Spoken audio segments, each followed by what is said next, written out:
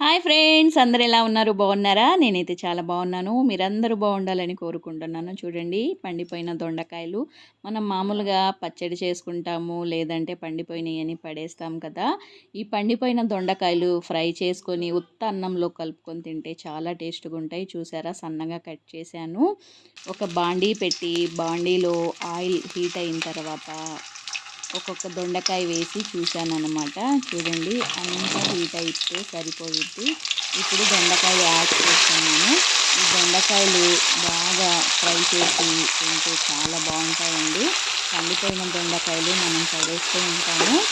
ఇలా పండిపోయిన దొండకాయలు ఫ్రై చేసి అన్నంలో కలుపుకొని తింటే చాలా బాగుండిద్ది అన్నమాట. చాలా టేస్టీ కూడా ఉండిద్ది. చూడండి, ఆయిల్ హీట్ అయిన తర్వాత దొండకాయలు బాగా ఇలా కలిపాను.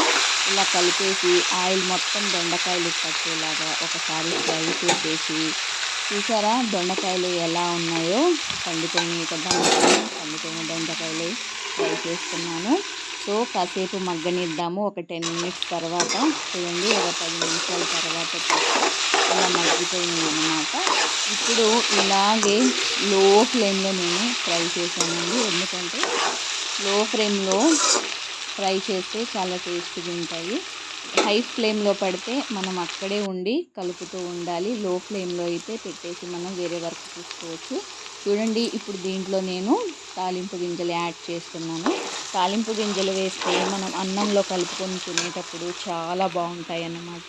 కొంచెం కరివేపాకు వేసి కింద పైన బాగా కలిపేసి మనము అన్నంలో కలుపుకొని తింటుంటే చాలా టేస్టీగా ఉండిద్దండి. ఎందుకంటే ఆ కరివేపాకు ఫ్లేవరు, తాలింపు గింజల ఫ్లేవరు చాలా అంటే చాలా బాగుండిద్ది. చాలా టేస్టీ కూడా ఉండిద్ది. చూడండి, ఇప్పుడు పైన మగ్గిపోయాయి అన్నమాట. ఎప్పుడైనా సరే తాలింపులు వేసేటప్పుడు దొండకాయలు హాఫ్ ఫ్రై అయిన తర్వాత యాడ్ చేయండి. చూసారా, కలర్ మారుతుంది. ఇప్పుడు దీంట్లో కాస్త సాల్ట్ యాడ్ చేస్తున్నాను.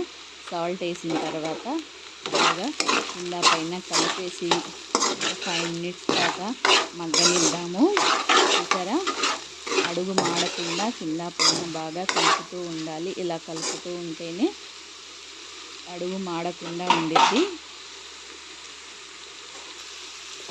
చూసారా, చూడ్డానికి ఎంత బాగున్నాయో తెలుసా. ఇవి తింటే చాలా బాగుంటాయండి. ఇప్పుడు దీంట్లో కావాల్సినంత కారం యాడ్ చేద్దాము. మీకు రుచికి సరిపడంత కారం యాడ్ చేయండి. నేనైతే అన్నంలో కలుపుకొని తింటాను కాబట్టి నేను కొంచెమే యాడ్ చేస్తున్నాను. సో మీకు ఎంత కావాలో అంత చూసి యాడ్ చేసుకోండి. నేనైతే అన్నంలో కలుపుకొని తినేది కదా, కొంచెం ఎక్కువే యాడ్ చేశాను. కారం వేసిన తర్వాత కూడా మినిమం ఒక 10 మినిట్స్ దాకా లో ఫ్లేమ్లో పెట్టేస్తే ఆ కారం, ఉప్పు, కారాలు మొత్తము ఆ ముక్కకి తగిలి చాలా టేస్ట్గా ఉండిద్దండి దొండకాయ ఫ్రై. ఎవరన్నా దొండకాయ తినని వాళ్ళు కూడా చాలా ఇష్టంగా తింటారు. చూసారా, ఇప్పుడు దీంట్లో కొంచెం వెల్లుల్లి తీసుకుని సన్నటి ముక్కల్లా తరిగి దీంట్లో యాడ్ చేశాను అన్నమాట.